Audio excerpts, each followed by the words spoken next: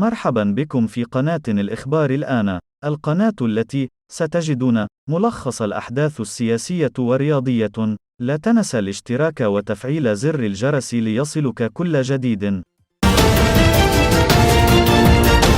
تعمل إحدى الشركات المتخصصة بتصنيع الأبنية مسبقة الصنع على إحداث مطعم ومقهى بمدينة أكادير، اعتماداً على طائرتي ركاب جرى تفكيكهما ونقلهما عن طريق البحر من تركيا إلى المملكة. وقال علي سيزغيين، صاحب الشركة العاملة في ولاية قونية وسط تركيا، إنهم أشرفوا على تنفيذ مشاريع متنوعة على أراضي المغرب في قطاع البناء. وأوضح سيزغيين في حديث للأناضول إن الشركة بدأت ببناء مركز سياحي في مدينة أكادير يتضمن مطعما ومقهى وملهى مائيا وتلفريك.